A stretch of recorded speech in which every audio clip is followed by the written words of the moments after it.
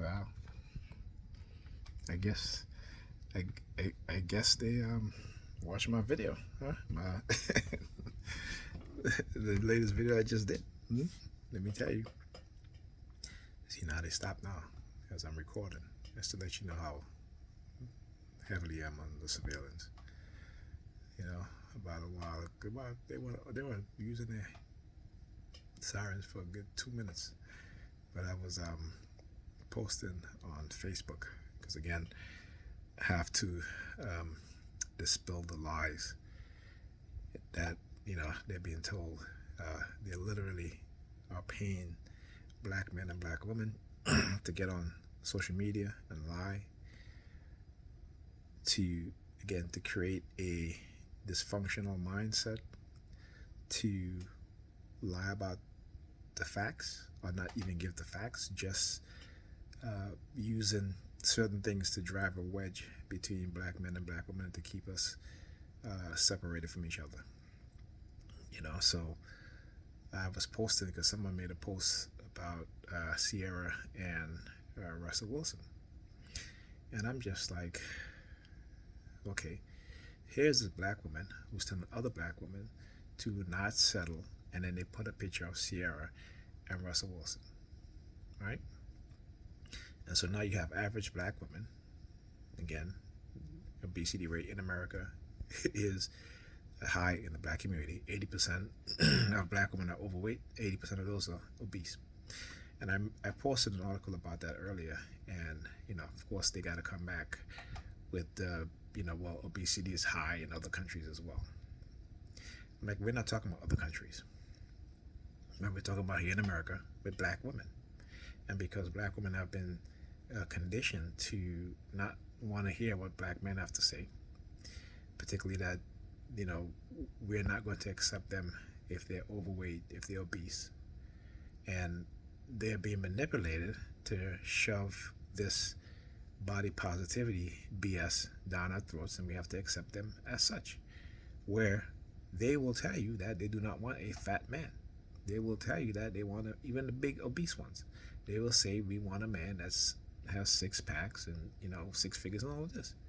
Well, if a man is working out, having a six pack, or at least watching his weight, he's not going to be in a relationship with a woman who is obese or fat. Okay. Now, if he says, hey, I like you, but you need to lose the weight, you gotta work out, they will take that as an offense, and they will be upset because that man told them that you need to lose some weight, right? But if that man was, if they, let's say, if they were fit, go to the gym, work out, and a fat guy comes to them and be like, hey, I like you, such, they wouldn't even look his way. They wouldn't even give him the time of the day. All right, but we all have to understand that that is the conditioning of women, particularly in the black community. That is how they are being conditioned. They don't see it. They don't understand because, again, it's easy to manipulate black women or women in any culture as opposed to the men, right? Because the men will see things and the men will, because, again, who men are, the nature of man, they're going to say no.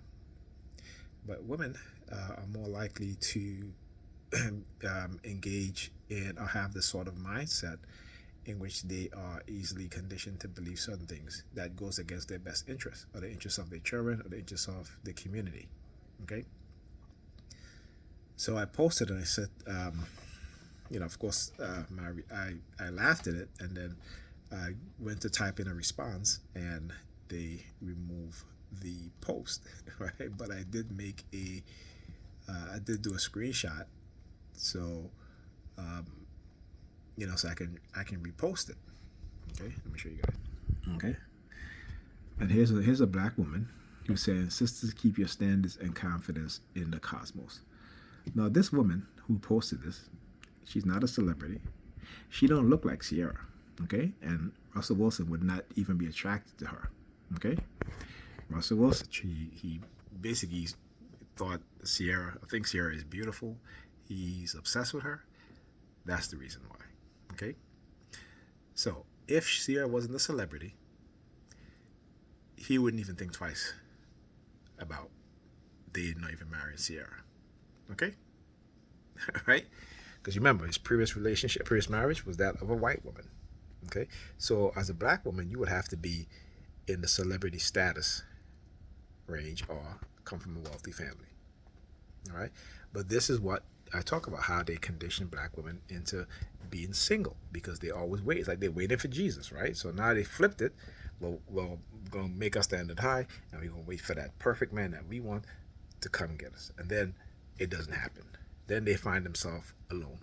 Then they find themselves being in a relationship, the third real of a relationship with a man who makes six figures or even more, right? Because then they feel like if they go with a regular average guy who loves them, you know, they're not going to accept that. So they rather be the third string, go on vacation once in a while with a man who is seeing other women, right? Who is giving them STDs left and right. Because again, it is a conditioned mindset.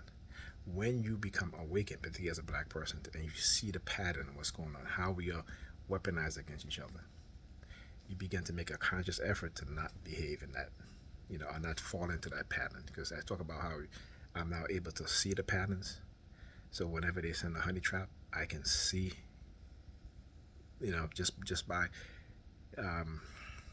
just from my experience of how I would like run into women who, were kind of like the type that I like, you know. So being able to see those patterns and being able to see that this is a scripted event, okay? So you make a conscious effort to not fall for it, okay? And like they're trying to get me to date or something like that. I'm on disability. I'm not dating. That's why I took myself out of the dating market. I am intelligent enough to know that, and also because of the mindset of the women today, that you know I just rather be by myself. Particularly, I'm a TI. I'm not engaging in that stuff, and particularly when they're sending people to just cause havoc, cause issue to you because you're targeted, and they want to keep engaging in this false narrative that they set forth for you, right? And again, they have to condition you into that kind of mindset, right? This is what we fundamentally do not understand, particularly in the black community. This is why in our relationships is failing. Not only have we been taught wrong about relationship and about what love is, right? But again, that is purposely done because our parents didn't have that lesson, right, to pass it down to their kids, right?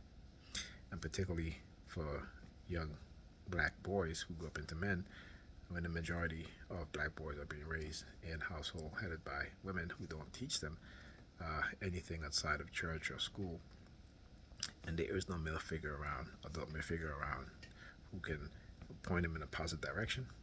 You know, the majority of black boys and black men are going to be substantially lacking in relationship skills, communication skills, and also awareness of the world that we live in, the country that we live in, the racism that we face, even though we see it, but we just see it on the surface. We don't dig deeper and look behind the curtain.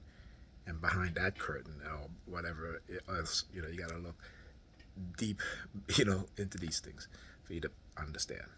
All right? Just like in the previous video I showed you guys.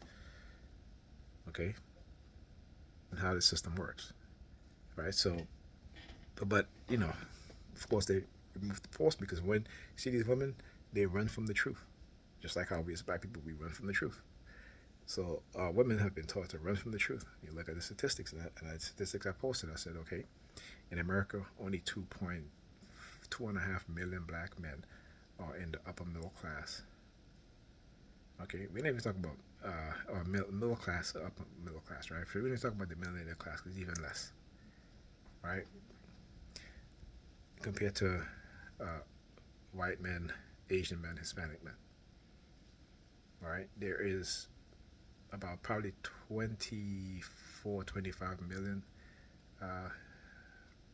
black women, right? And out of that, let's say adult, it would be about 22 million, possibly. I don't know the exact statistics on that. All right, so you telling me 22, let's say 10 million black women, they standing looking for a man that making six figures. There's not enough black men making that amount of money for those 10 million women.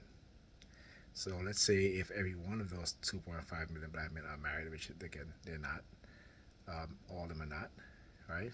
So let's say if they are married, right? So we're talking about 7.5 million black women will still not be able to have a man or find a man that's making six figures and up, right? So you see how, again, when you look at the real numbers, it's impossible, right? But just like Jesus, they keep hoping, they keep waiting because they know Jesus is coming back. Oh, my man's gonna come. That six-figure man, he gonna come. The six pack, the 6 inches, whatever. He gonna come. No, he ain't coming. He doesn't exist. And I mean, he does exist, but there's only a few of them to go around. Okay, so like I said, a lot of them will end up being the second and third reel in a relationship with one of those men, and they're gonna accept it because the idea of competing with other women is something that have been conditioned into their mind that even if they are at a disadvantage, as long as they can have that man for however long, however limited time they have, they're willing to accept that. They're willing to accept that instead of accepting a average earning man who is going to love them, be faithful, who they can build together. She doesn't want that. She thinks that going on vacation maybe once or twice a year, going out maybe once or twice a month, is better than being with an average earning man or a man that makes, let's say, $75,000. She thinks that being with that man who makes over six figures and have very, very limited time with her, and most of the time it's just sex and going out. There's no intellectual conversation or any thought being put into the conversation. You know, they're willing to sell it for that, right? They're willing to sell it for that. So, yeah, that's why I said, that's why men are walking away because we understand that how the mindset of a woman who have been conditioned a certain way. And again, I don't blame them. We just need them to wake up and realize what's being done. But when you have other black women who's doing stuff like that, because they know with black women, very emotional, very because again, very religiously indoctrinated, that it is a way to keep them single, miserable, and again, you gotta also look at it from a broader aspect, the population control of the black community, black people in America. Okay, so this is what I talk about when I say you need to think about this in a deeper level, right? So talk about population control without this again. There are multiple ways in which they'll attempt to control the black population. Right? The thing is, are you aware enough? Are you awakened to understand how it is that it's being done? Talk to you guys in the next video.